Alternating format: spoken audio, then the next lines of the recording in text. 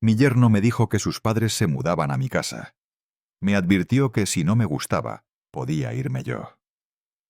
Creía que me tenía acorralado.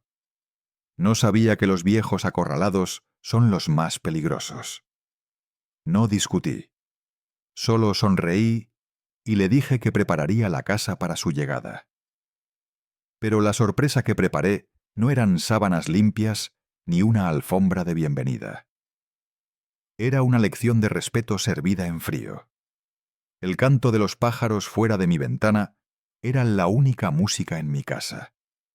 Había pasado la mañana instalando una estantería de roble, y el fresco aroma a madera aún flotaba en el aire. A los 70 años, estas manos no habían olvidado cómo construir algo sólido desde cero. Esta no era solo una casa. Era mi declaración final, construida en una tierra que mi abuelo compró en 1928 con manos callosas y euros ganados con esfuerzo. Cada tabla, cada piedra, estaba impregnada del sudor y el orgullo del nombre Ruiz. La tableta emitió un sonido que rompió el silencio. El rostro de mi hija Blanca apareció en la pantalla, brillante como un girasol. Pero conozco a mi hija, hija. Conozco esa sonrisa demasiado brillante. Detrás de ella había una nube que solo un padre puede ver. «Hola, papá», dijo con voz alegre. «La casa se ve increíble». «Casi terminada, cariño», respondí, mostrándole la nueva estantería. «Vi un ciervo en el jardín esta mañana». Sus ojos se desviaron por un segundo. Carlos estaba allí. Otro rostro se metió en el encuadre, llenándolo con una amplia sonrisa que no llegaba a los ojos. Carlos Álvarez, mi yerno. Nunca me llamaba papá. «Buenos días, Teodoro», dijo con un tono como si hablara con un empleado. «Se ve bien». No respondí al cumplido con doble filo. Mi viejo piso era donde Blanca creció, donde las paredes resonaban con las risas de mi difunta esposa, Beatriz. «Una pregunta rápida», dijo Carlos. «¿Ya instalaste Internet de alta velocidad?» Mis padres no están acostumbrados a conexiones lentas. Mi mamá la necesita para sus series. Sentí algo apretarse en mi pecho, como si su presencia en mi casa, en mi tierra, fuera un hecho consumado. Como si su comodidad fuera la prioridad y mi paz un pensamiento secundario. «Tengo el plan básico», dije lentamente. «Es suficiente para mí». Carlos sonrió con sorna. «Plan básico. Estamos en el siglo XXI, Teodoro. Deberías actualizarlo. Piénsalo como una inversión en el futuro, para cuando vengan visitas». La frase quedó suspendida en el aire. El futuro del que hablaba no era el mío. A sus ojos, yo era solo el cuidador temporal de un activo que pronto sería suyo. «Lo miraré», mentí. «Bien», asintió satisfecho. «La ubicación lo es todo, ¿verdad, Teodoro?» Luego desaparecieron. La pantalla se oscureció. El silencio estaba contaminado ahora. Miré al bosque que mi abuelo me enseñó a respetar. Carlos no veía árboles, solo veía parcelas.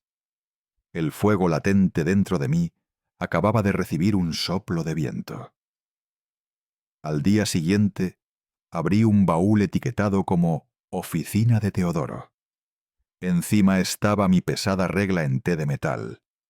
Carlos la había visto una vez y se rió. ¿La gente todavía usa esto? Ahora tenemos software CADSA. Para todo. No entendía que los puentes que cruzan ríos comienzan con una sola línea dibujada por una herramienta como esta. Saqué un rollo de planos antiguos. Los diseños para el puente conmemorativo. Mi primer proyecto como ingeniero principal. Recordé a Beatriz a mi lado, sus ojos brillando de orgullo. Blanca, de 6 años, sentada sobre mis hombros. ¿Lo construiste tú, papá?, preguntó con asombro. Recordé la primera cena de Carlos en nuestra casa. Su primera pregunta real no fue sobre mi trabajo ni mi familia. Preguntó: ¿cuánto gana un ingeniero civil en esta ciudad, señor Ruiz? Beatriz me dio una patada suave bajo la mesa. Ya había hecho mi evaluación del hombre. Hombre. Un hombre que no se mide por lo que construye, sino por lo que posee. Encontré fotos antiguas. Una de Beatriz y yo en nuestro día de boda. No teníamos mucho dinero, pero lo teníamos todo. Otra foto tomada en esta misma tierra. Beatriz reía, con el pelo revuelto por el viento. Algún día construiremos una casa aquí, Teodoro. Un lugar para envejecer juntos. Y lo hice. Cumplí mi promesa, pero tuve que hacerlo solo. Recordé las veces que Carlos mencionaba casualmente comprar y vender propiedades para obtener ganancias rápidas. Las veces que preguntó sobre la zonificación en esta zona. Deseché esas preocupaciones, diciéndome que era sobreprotector. No quería crear conflicto. Encontré una pequeña caja con mis medallas y premios. Solía tenerlos en la pared, pero después de que Blanca y Carlos se mudaran a una casa más grande, ella sugirió que parecían ostentosos. El estilo ahora es más minimalista, papá. Carlos asintió detrás de ella. Los bajé, no porque estuviera de acuerdo, sino porque no quería avergonzar a mi hija. Pero ahora me di cuenta de que no era sobre estilo.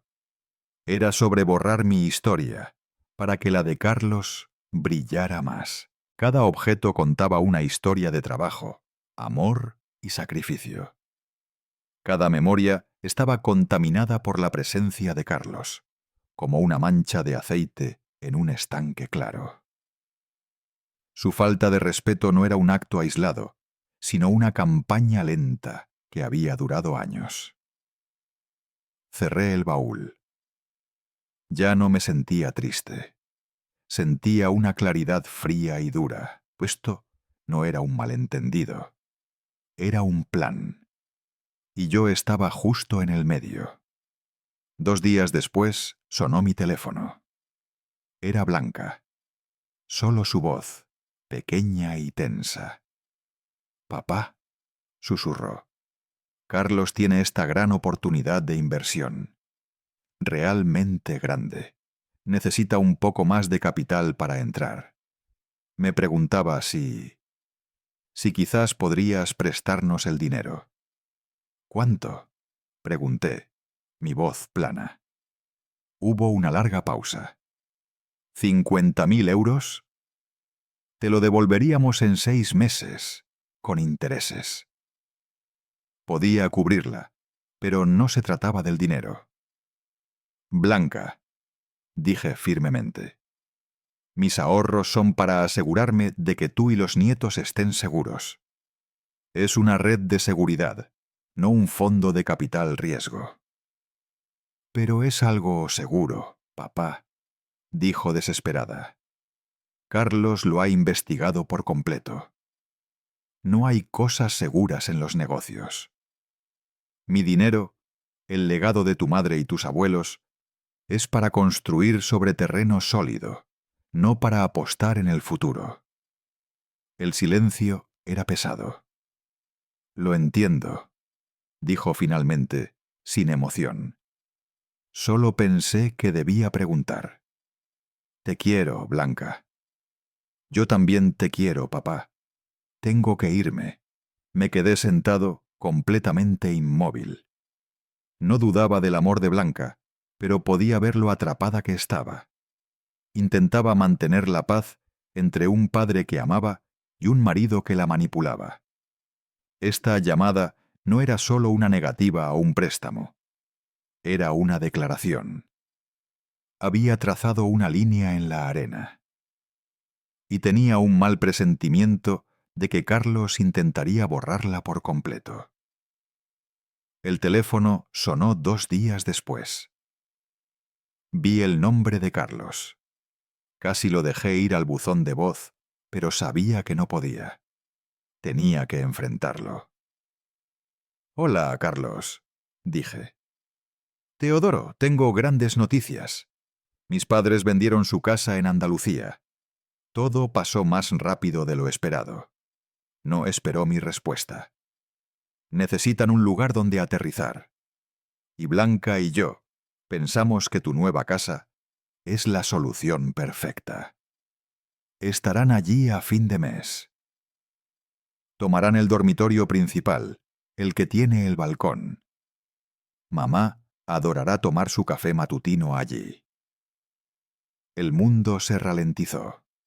El sonido de los pájaros se desvaneció en un rugido sordo. La madera del pasamanos me anclaba. ¿Acababa de decir lo que pensaba? No estaba pidiendo. Estaba informando.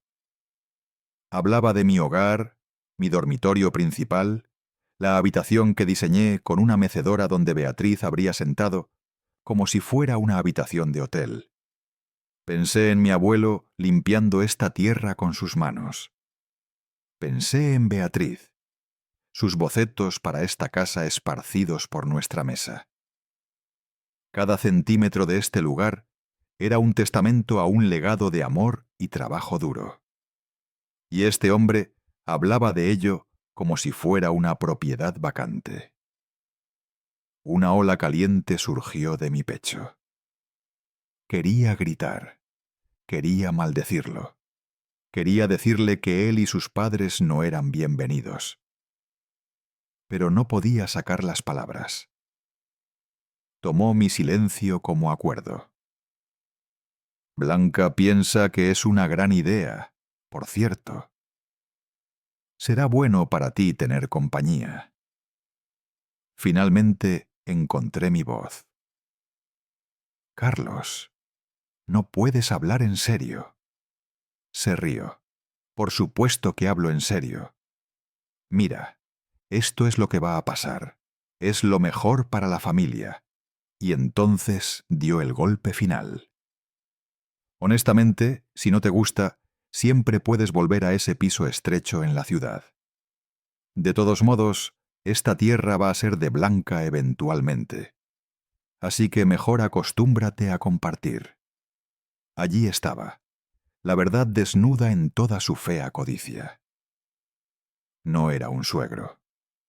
Era un obstáculo, un ocupante temporal en su futura propiedad. En ese momento, algo dentro de mí se rompió. Pero no era mi espíritu, era la presa que había contenido una vida de dignidad silenciosa. La rabia caliente desapareció, reemplazada por algo completamente diferente. Una calma profunda, escalofriante y absoluta. Era la calma de un general que finalmente ve toda la estrategia del enemigo. Discutir con Carlos sería inútil. Gritar solo le daría satisfacción. Suplicar sería una rendición patética. No. La única forma de luchar contra un hombre como Carlos no era con emoción. Era con lógica, con precisión y con un plan tan meticuloso que cuando se diera cuenta de que estaba en una trampa, la puerta ya se habría cerrado. Creía que me daba un ultimátum. No tenía idea de que me daba una declaración de guerra. El arma más poderosa es dejar que tu enemigo te subestime. Me veía como un viejo sentimental y tonto. Bien. Ese tonto estaba a punto de construir un último proyecto. No un puente, sino una jaula perfecta e inescapable, forjada de la propia arrogancia de Carlos. Tomé una respiración profunda. El rugido en mis oídos cesó. El mundo volvió a enfocarse. Ya no era víctima, estaba en control. Dejé que el silencio colgara, dejándolo pensar que había ganado. Entonces hablé. Mi voz era equilibrada, completamente desprovista de emoción. De acuerdo, que vengan. A la mañana siguiente, no me desperté con ira. Me desperté con un propósito. La niebla de la resignación se había disipado, reemplazada por el enfoque agudo de un ingeniero con un problema que resolver. Este era el proyecto más importante de mi vida. Mi primera llamada fue a Ana Villalba, hija de un querido amigo fallecido. Ella construía casos en lugar de puentes. Conduje a la ciudad. La oficina de Ana estaba en un edificio de ladrillo bellamente restaurado, un lugar con historia y carácter. Cuando me llevaron a su oficina, se levantó para saludarme. Tenía los ojos inteligentes de su padre, pero con una agudeza que era toda suya. «Señor Ruiz», dijo, su apretón firme, «es un honor. Mi padre hablaba de usted a menudo». De mi maletín comencé a colocar elementos en su escritorio, lentamente, metódicamente. Primero, un delicado papel amarillento. Esto es la escritura original de las 100 hectáreas que mi abuelo Samuel Ruiz compró en 1928. Ana se inclinó, escaneando la elegante escritura antigua. Luego, un grueso portafolio encuadernado. Mis planos arquitectónicos originales dibujados a mano. Cada viga, cada unión, cada clavo, fue especificado por mí. Siguieron documentos modernos. Una tasación de la propiedad, mis estados financieros, una lista detallada de cada gasto mayor que había cubierto para Blanca y Carlos en 10 años. Lo había documentado todo. Finalmente, coloqué una pequeña foto enmarcada. Era de Beatriz en la tierra el año antes de fallecer. Eso es la razón de todo esto. Ana estuvo en silencio, armando la historia sin que yo tuviera que contarla. «Mi padre decía que usted era el hombre más meticuloso que conocía», dijo al fin. «¿Cuál es el proyecto aquí, señor Ruiz?» «Mi yerno me ha informado que mudará a sus padres a mi hogar a fin de mes». Comencé con tono neutral.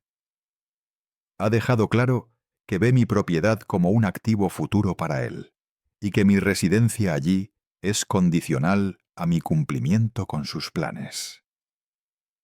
Vi un destello de comprensión en sus ojos. «Cree que tiene toda la ventaja», continué. «Se basa en mi amor por mi hija para evitar que cree conflicto. No estoy aquí para presentar una orden de alejamiento. Eso es lo que esperaría. Prefiero luchar en mis términos».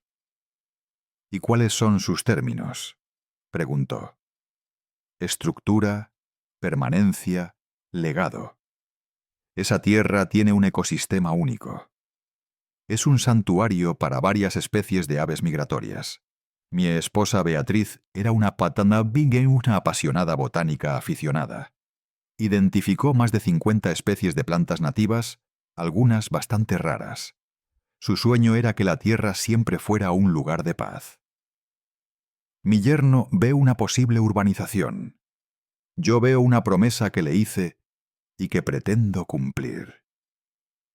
La mirada de Ana se agudizó.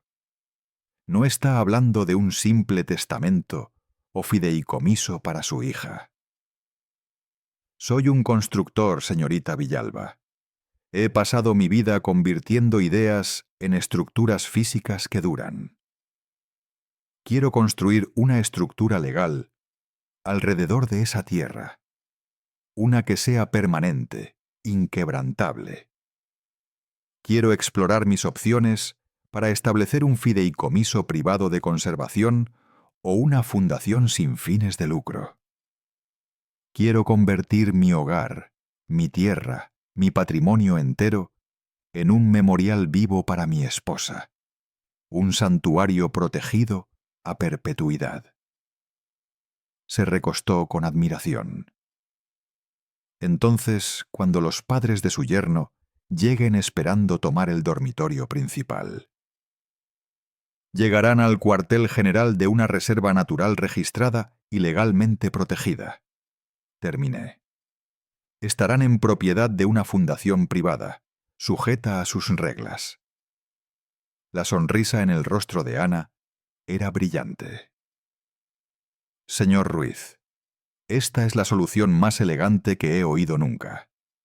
No es una defensa, es un jaque mate. Creo en construir las cosas correctamente desde la base. Dígame, ¿qué permisos necesitamos?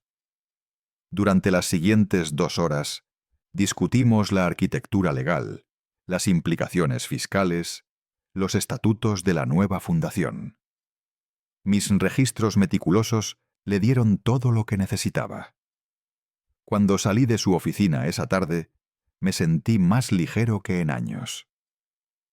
La primera pieza de ajedrez había sido colocada con tal precisión estratégica que mi oponente ni siquiera sabía que el juego había comenzado. Los días siguientes fueron una tormenta tranquila de actividad. Mi primera llamada fue al doctor Ariel Torres, un consultor ambiental. Soy el custodio de una parcela de 100 hectáreas de bosque antiguo. Estoy en proceso de establecer un fideicomiso privado de conservación y requiero un estudio ecológico completo. ¿Qué busca lograr?, preguntó. Busco lograr permanencia. Mi difunta esposa era botánica. Documentó docenas de especies de flora en la propiedad. Quiero saber qué se necesita para designar el área formalmente como hábitat protegido. Hablamos por casi 1 hora.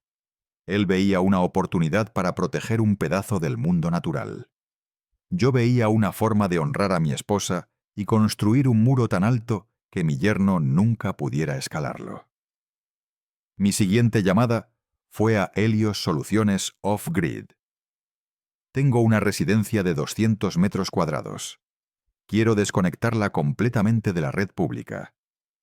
Necesito un conjunto de paneles solares con capacidad suficiente para manejar el 100% de las necesidades eléctricas durante todo el año. Hablo de autosuficiencia. Lo corregí cuando expresó sorpresa. Quiero controlar el flujo de energía en mi propia tierra. Mientras tomaba notas, mi teléfono vibró. Era Carlos. Respondí con el mismo tono calmado. Teodoro, solo llamo para ver cómo estás. Quería asegurarme de que no te estés asustando ahí solo. Estoy ocupado, Carlos, dije. Oh, sí. ¿Qué estás haciendo, arreglando las habitaciones de invitados? Se rió. Mamá trae sus propias sábanas. La trivialidad de sus preocupaciones era casi cómica. Él se preocupaba por sábanas mientras yo alteraba fundamentalmente la realidad legal del suelo bajo sus pies. Solo estoy preparando el lugar, dije, saboreando la ironía, haciendo mejoras para asegurarme de que todo esté en orden para su llegada. Buen hombre. Sabía que entrarías en razón. Blanca estaba preocupada de que estuvieras molesto. Sentí un destello de ira por Blanca. La usaba como escudo. Estoy bien, Carlos. Solo quiero asegurarme de que tus padres estén cómodos. Colgó. Viejo. Usaba el término como un insulto. No tenía idea de que este viejo estaba usando una vida de experiencia para superarlo en cada giro. Mi llamada final del día fue a Seguridad de Tierras Salvajes. Soy el fiduciario de una nueva reserva natural. Estamos teniendo problemas con intrusos. Necesito una solución de seguridad completa. Quiero la carretera de acceso principal con una verja automática, controlada remotamente por mí. Quiero cámaras de visión nocturna cubriendo todos los límites de la propiedad. El objetivo es el control de acceso. Cuando colgué, el sol comenzaba a ponerse. Miré mi lista. El estudio ecológico estaba programado. La instalación solar cotizada. El sistema de seguridad ordenado. Carlos pensaba que preparaba una casa para sus padres. Se equivocaba. Preparaba una jaula, autosuficiente, legalmente protegida, monitoreada electrónicamente. Una semana después, me encontré de nuevo en la oficina de Ana. Sobre el escritorio había una pila de documentos de casi 8 centímetros de grosor, encuadernada en una cubierta azul. En el frente, en letras doradas: Fideicomiso de Conservación Beatriz Ruiz. Se veía sólida, oficial y permanente. Teodoro, comenzó Ana, su voz formal. Antes de proceder, necesito asegurarme de que esté plenamente consciente de la naturaleza de esta acción. Una vez que firme estos documentos, la transferencia es irrevocable. Estará transfiriendo legalmente la propiedad de su tierra, su hogar y una porción significativa de sus activos al fideicomiso. Ya no será el propietario individual, será el fiduciario residente. ¿Lo entiende? Por un momento fugaz, una astilla de duda entró en mi mente. ¿Era esto demasiado extremo? Luego pensé en la voz de Carlos, tan llena de arrogancia. Pensé en Blanca, atrapada e infeliz. Y pensé en Beatriz, su sueño de un santuario pacífico. La duda desapareció. Lo entiendo completamente, Ana. Esto no es solo algo que quiero hacer. Es algo que tengo que hacer.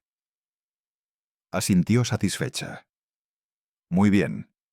Voy a leer unas secciones clave antes de que firme. Abrió el encuadernador. Artículo 1, sección A. El otorgante, Teodoro Ruiz, por la presente otorga, transfiere y cede irrevocablemente todos los derechos, título e interés en la propiedad descrita, incluyendo todas las estructuras, al Fideicomiso de Conservación Beatriz Ruiz. Pasó páginas. Artículo 2, sección C. El propósito único y exclusivo del fideicomiso será la preservación del hábitat natural. Ninguna porción de los activos del fideicomiso podrá ser vendida, subdividida, hipotecada o usada para propósitos comerciales o residenciales que se desvían de esta misión declarada. Este era el corazón de ello. La cláusula que convertía el sueño de Carlos de una urbanización en una imposibilidad legal. Artículo 4, sección B. Usted, Teodoro Ruiz, es designado como fiduciario residente vitalicio. Tiene derecho a vivir en la residencia principal por el resto de su vida natural. Luego pasó a la siguiente página. Artículo 5, sección D.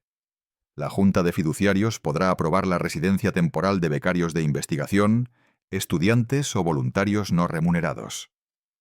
Todos tales residentes son invitados del fideicomiso.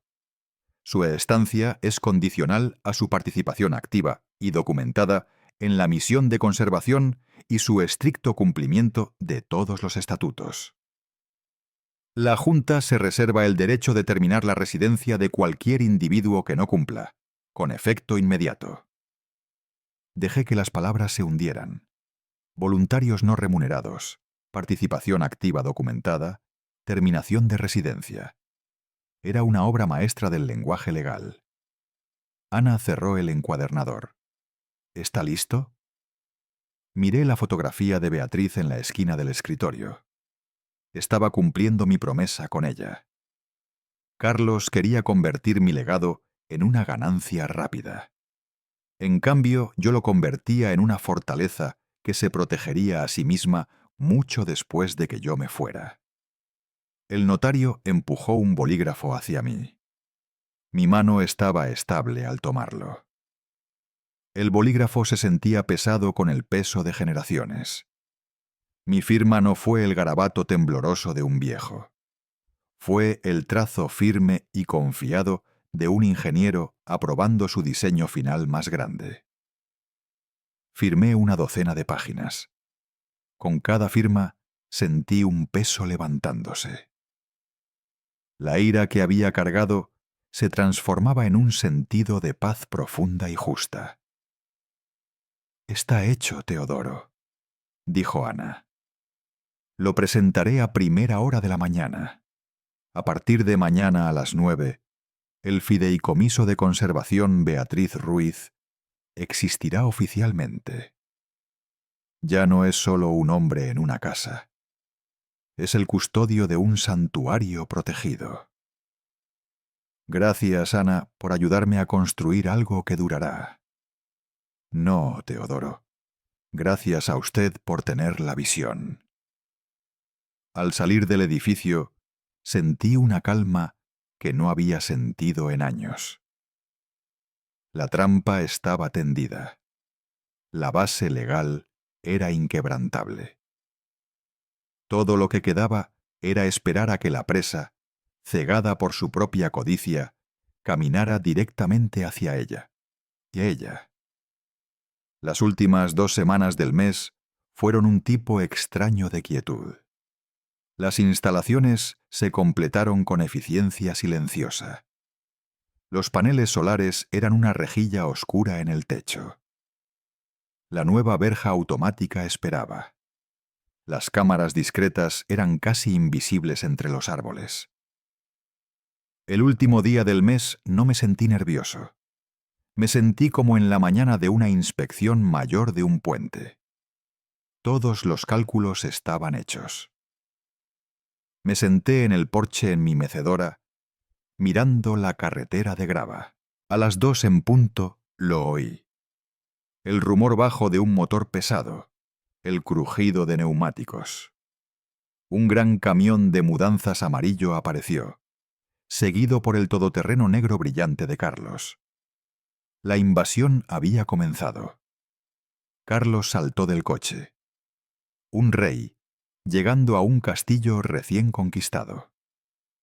Sus padres, Gerardo y Carmen, salieron del lado del pasajero. Gerardo era un hombre grande, su camisa cara estirada sobre su barriga. «Tendremos que talar algunos de esos árboles», anunció. «Bloquean el sol». Carmen era delgada y severa.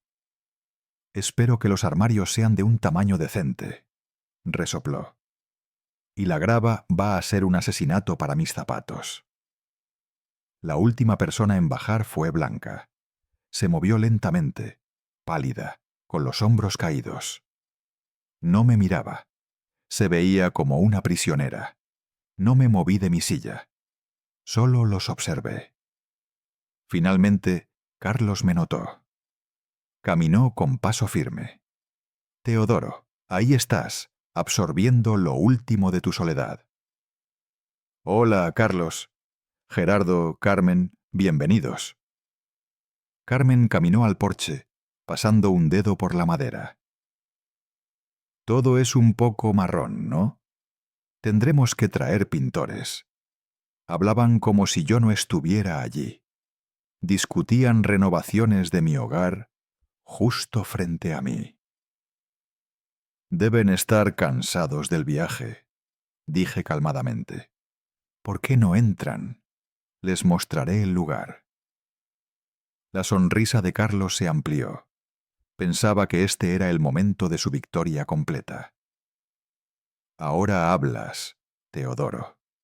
Vean, les dije que entraría en razón». Abrí la puerta a su nueva vida. Los llevé al área principal de estar. Por un momento, todos estuvieron en silencio, sorprendidos por la belleza del lugar. Bueno, anunció Carmen, tiene buenos huesos, pero todo es muy rústico. Gerardo caminó a la chimenea. Montaré una gran pantalla de televisión aquí. ¿Dónde empacaron el control remoto para la antena parabólica? No tengo antena parabólica, Gerardo, dije calmadamente. ¿Sin parabólica? ¿Cómo consigues canales? No los consigo. Leo. Carmen pareció horrorizada. ¿Sin televisión? ¿Qué se supone que hagamos por las noches? Carlos, ocupado en su teléfono, levantó la vista irritado. Nadie ve cable ya. Teodoro, ¿cuál es la contraseña del Wi-Fi? Esta era la primera prueba. No hay Wi-Fi. Un silencio atónito cayó. ¿Qué quieres decir con que no hay Wi-Fi? Preguntó Carlos, su voz aguda. Tengo trabajo que hacer. Mi madre necesita transmitir sus series. La conexión básica que tengo es solo para correo electrónico y emergencias. No es lo suficientemente fuerte para transmisiones. Esto es ridículo, espetó Carmen. Completamente inaceptable. Tranquila, Carmen, dijo Carlos. Llamaré a la compañía de cable el lunes. No puedo creerlo, Teodoro. No pudiste manejar una cosa simple. Como si fuera una señal, hubo un golpe educado en la puerta principal. Caminé a la puerta y la abrí. De pie en el porche estaba Ana Villalba. Vestía un traje gris oscuro afilado y sostenía un portafolio de cuero. Ana, dije cálidamente. Gracias por venir. Por favor, entra. Carlos la miró con sospecha. ¿Quién es esta? Estamos teniendo un momento familiar privado. Ana Villalba, dijo ella, su voz clara y estable. Y me temo que debo corregirlo. No están teniendo un momento familiar privado. Están en propiedad de una fundación privada. Y estoy aquí en mi capacidad oficial como asesora legal y presidenta de la Junta del Fideicomiso de Conservación, Beatriz Ruiz. La habitación quedó en silencio mortal. La expresión de Carlos vaciló. Gerardo y Carmen intercambiaron una mirada desconcertada. Blanca parecía a punto de desmayarse. ¿El qué? Logró decir Carlos. El Fideicomiso de Conservación Beatriz Ruiz, repitió Ana pacientemente. Abrió su portafolio. A partir de las 9 de ayer, el señor Teodoro Ruiz ejecutó una transferencia irrevocable de toda esta propiedad de 100 hectáreas, incluyendo esta residencia, a la propiedad de esta fundación sin fines de lucro, recién formada y registrada ante el Estado. No entiendo ese jargón legal, gruñó Gerardo. ¿Qué significa eso? Ana volvió su mirada calmada hacia él. Significa, señor Álvarez, que no están parados en la casa del señor Ruiz. Están parados en el edificio central de una reserva natural legalmente protegida. Carmen dejó escapar un jadeo. El rostro de Carlos pasó de confuso a pálido. Eso no es posible, tartamudeó. Esta propiedad pertenece a Teodoro. Es su legado para Blanca. En efecto, acordó Ana suavemente. Y el señor Ruiz ha elegido dar forma a ese legado de una manera que honra a su difunta esposa. El propósito declarado, legalmente vinculante y exclusivo de este fideicomiso, es la preservación del hábitat natural. Los estatutos prohíben estrictamente cualquier venta, subdivisión o uso de la propiedad para propósitos puramente residenciales o comerciales. Carlos dio un paso adelante, su voz un gruñido. Estás mintiendo. Esto es algún truco, Teodoro. ¿Qué es esta tontería? Dile que se vaya. Ana no miente, Carlos, dije, mi voz rompiendo finalmente su silencio. Cada palabra que ha dicho es la verdad legal. El color se drenó del rostro de Carlos mientras la realidad comenzaba a amanecer. La casa que había visto como su futura finca, la tierra que había tallado mentalmente en parcelas rentables, acababa de desvanecerse. Entonces, ¿qué significa eso?, preguntó Carmen, su voz temblando. ¿Dónde se supone que vivamos? Ana la miró. Eso me trae al motivo de mi visita. Los estatutos del fideicomiso tienen una provisión para invitados. Artículo 5, sección D. Permite la residencia temporal gratuita de individuos dispuestos a servir como voluntarios a tiempo completo, no remunerados, dedicados a asistir en la misión de conservación del fideicomiso. La puerta final de la trampa se cerró. La mirada en el rostro de Carlos en ese momento nunca la olvidaré. La confusión, la incredulidad, el horror, todo coalesció en una expresión de rabia pura. ¿Voluntarios?, rugió, su voz quebrándose. Se giró y apuntó un dedo tembloroso hacia mí. Tú hiciste esto. Todo fue una trampa. Nunca ibas a dejarlos mudarse. Me estabas jugando todo este tiempo. Su voz resonó en la habitación. Era el grito crudo y desesperado de un depredador que acababa de darse cuenta de que la presa lo había llevado paso a paso perfecto directamente a una jaula. Y yo solo me quedé allí, calmado y silencioso, y lo observé comenzar a sacudir los barrotes. Ana ni siquiera se inmutó. Dejó que sus gritos se desvanecieran en un silencio tenso. Como decía, continuó como si él no hubiera dicho una palabra. Estoy aquí para ayudar a incorporar a nuestros nuevos voluntarios residentes. He preparado un paquete de bienvenida para cada uno. Colocó 3 documentos en la mesa de café. Este paquete contiene la declaración de misión del fideicomiso, un mapa de los límites de la reserva y una lista completa de los estatutos y directrices que se espera que sigan durante su estancia. Carmen miró los documentos como si fueran serpientes. Esto es absurdo. No somos voluntarios. Somos familia.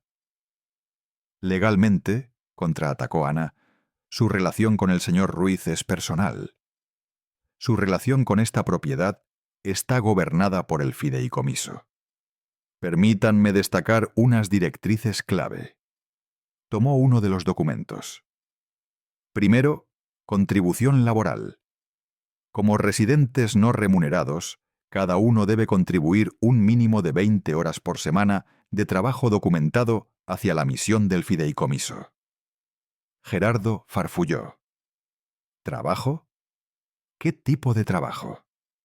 Las tareas incluyen remoción de especies invasoras, mantenimiento de cercas y senderos, ingreso de datos de las cámaras de fauna y asistir al señor Ruiz con el vivero de plantas nativas que está estableciendo en honor a su esposa. El color se drenó del rostro de Gerardo. Segundo, continuó Ana implacable, política de conservación de recursos. Como esta instalación está completamente desconectada de la red, todos los residentes deben ser conscientes de su consumo. El agua caliente está disponible por 5 minutos por persona por día. Aparatos no esenciales como televisores, secadores de pelo y calentadores extras no están permitidos. Carmen dejó escapar un chillido. Su mano fue instintivamente a su pelo, perfectamente estilizado. Tercero, integridad de la propiedad. Los estatutos prohíben explícitamente cualquier alteración estructural o cosmética a cualquier edificio o paisaje.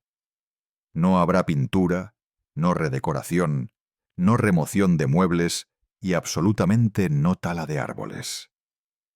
La mandíbula de Gerardo se cerró de golpe. Su sueño de televisión de 190 centímetros se hizo añicos. Cuarto, acceso y logística.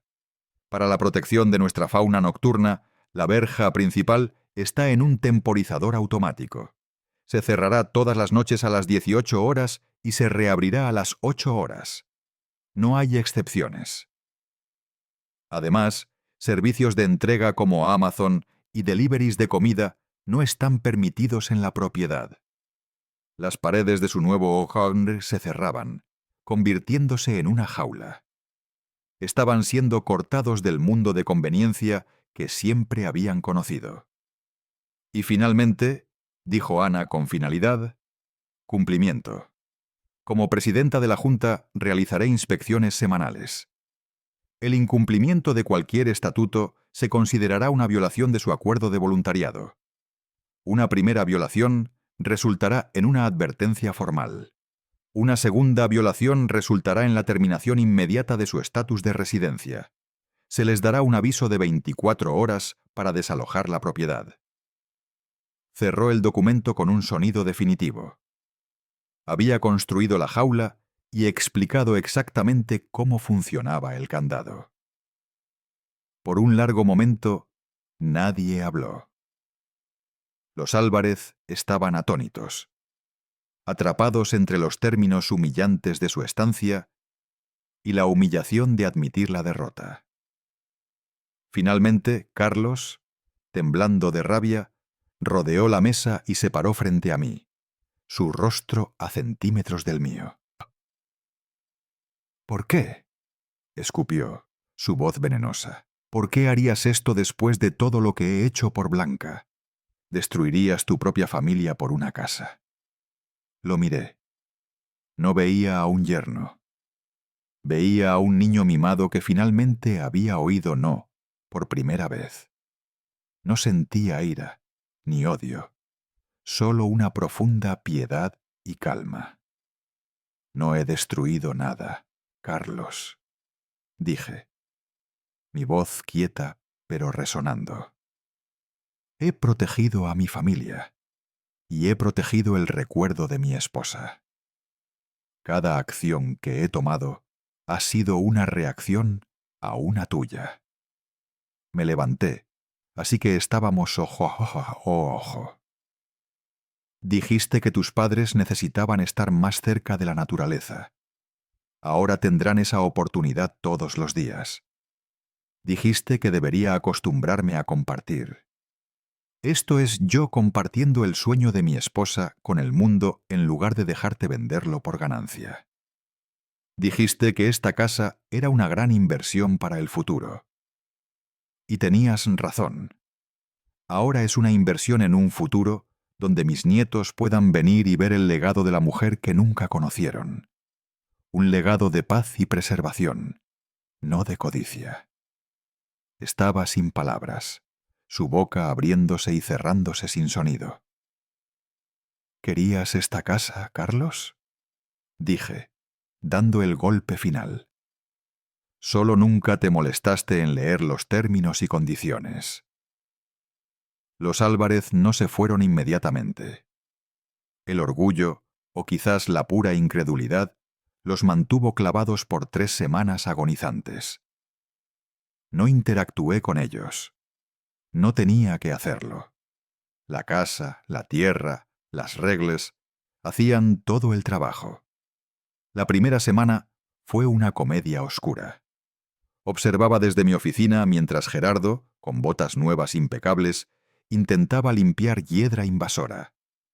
Duraba no más de 10 minutos antes de retirarse, rojo y jadeante, para quejarse. Carmen se negaba a participar en cualquier tarea que involucrara tierra. Intentó ordenar sillas ergonómicas con una tarjeta de crédito que fue rechazada, ya que el fideicomiso no tenía línea de crédito. Sus noches estaban llenas de discusiones, sus voces agudas resonando. Discutían sobre turnos, sobre las duchas de 5 minutos, sobre la falta de entretenimiento.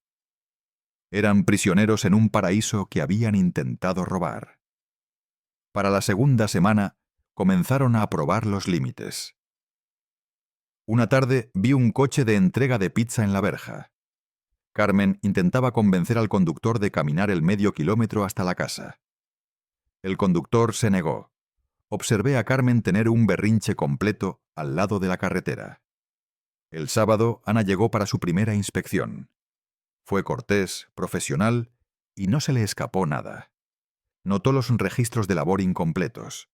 Señaló la marca de quemadura donde habían usado una parrilla portátil, una violación de las reglas de seguridad. Les emitió su primera advertencia formal. Vi la mirada en los ojos de Carlos. Era la mirada de un hombre acostumbrado a encantar o comprar su salida, dándose cuenta de que enfrentaba un sistema que no podía manipular. El fin llegó un martes, 19 días después. Otro camión de mudanzas retumbó por la carretera. No hubo fanfarria, solo una retirada sombría y silenciosa. Gerardo y Carmen se movían con amargor hosco, negándose a mirarme. Apilaban sus cajas, sus sueños empacados con sus gadgets sin usar. Blanca estaba allí. Había conducido por separado. Pensé que estaba allí para ayudarlos, pero pronto me di cuenta de que estaba allí para una confrontación final. Mientras me sentaba en el porche, su discusión estalló cerca del todoterreno. No puedo creerlo, Blanca. La voz de Carlos era aguda. Después de todo esto, no vienes con nosotros. Eliges a él sobre mí, sobre tu marido. No lo elijo a él sobre ti, Carlos. La voz de Blanca era más fuerte de lo que la había oído en años. Temblaba, pero era firme. Elijo a mí misma.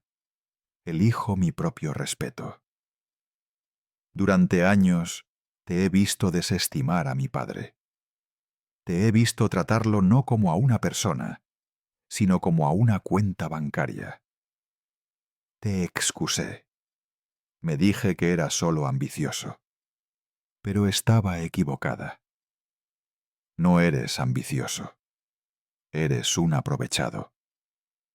Hice esto por nosotros, gritó él. Por nuestro futuro. Esa tierra se suponía que era nuestra. No, dijo Blanca, su voz llena de nueva fuerza. Se suponía que era tuya. Yo era solo la excusa que usaste para intentar conseguirla. Nunca te importó lo que yo quería. Nunca te importaron los sentimientos de mi padre. Solo te importó lo que podías tomar. Estuviste en la casa de mi padre y dejaste que tus padres hablaran de destrozarla. Y yo no dije nada. Nunca volveré a ser esa persona. Hubo un largo silencio. Luego Carlos rió. Un sonido feo. Bien, quédate aquí con tu viejo en su santuario de pájaros. Ve qué bien te va cuando no tengas nada. Entró al coche, cerrando la puerta de golpe. Gerardo y Carmen lo siguieron sin mirar a su nuera. El todoterreno aceleró por la carretera, escupiendo piedras. Se fueron, y por primera vez en mucho tiempo, el aire se sintió limpio de nuevo. Después de que se fueron, un silencio profundo se asentó. No era un silencio vacío, era un silencio sanador. El aire se sentía más ligero, limpio de la tensión y la codicia. Unos días después, estaba en el porche observando una familia de arrendajos cuando el coche de Blanca subió silenciosamente. Bajó y caminó hacia mí con una nueva rectitud incierta en sus hombros. Se sentó en la mecedora a mi lado, y por un largo tiempo solo escuchamos los sonidos del bosque. «Papá», dijo finalmente, su voz suave, «lo siento tanto por todo, por no verlo, por no plantarle cara antes, por dejar que te faltara al respeto». Alcancé y puse mi mano sobre la suya. Estabas intentando mantener unida a tu familia, Blanca. Lo entiendo. Pero casi te perdí, dijo, lágrimas brotando.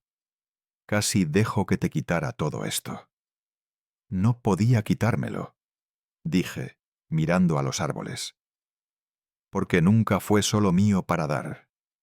Pertenece al trabajo de tu abuelo, a los sueños de tu abuela y al amor de tu madre.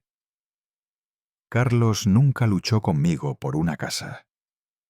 Luchó contra todo eso. Era una batalla que siempre iba a perder. Apreté su mano gentilmente. Tu madre solía decir que la dignidad es lo único que nadie puede quitarte. Puedes perder dinero, puedes perder casas, pero nunca puedes perder tu respeto propio a menos que lo entregues voluntariamente. Nunca dejes que nadie te haga sentir que tienes que entregar tu dignidad solo para mantener la paz. Asintió, secando una lágrima. No lo haré. No más. Nos sentamos otra hora hablando más de lo que habíamos hecho en años. Hablamos de su futuro, de los niños y de Beatriz. Cuando se fue, había una nueva ligereza en su paso. Nuestra relación no estaba mágicamente arreglada, pero estaba en terreno sólido de nuevo, construida en verdad en lugar de secretos. Me quedé en el porche mientras el sol comenzaba a ponerse, proyectando sombras largas a través de los árboles. Estaba solo, pero no solitario. La casa se erguía detrás de mí. Un testamento quieto a una promesa cumplida. La tierra se extendía ante mí. Un santuario permanente de paz. El legado de mi esposa estaba seguro. Mi familia se estaba sanando. Y mi hogar, mi verdadero hogar, finalmente estaba en paz. Todo este calvario me enseñó una lección poderosa. La verdadera familia se construye sobre una base de respeto, no de derecho.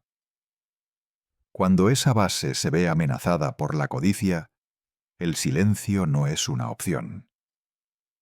Aprendí que la verdadera fuerza no viene de palabras enojadas, sino de planificación quieta y cuidadosa y una integridad inquebrantable. Proteger el legado que mi esposa y yo construimos nunca fue sobre ganar una batalla por una casa. Fue sobre reclamar la paz y el respeto propio que son la verdadera herencia. Nunca es demasiado tarde para defender tu propia dignidad y definir los términos por los que serás valorado.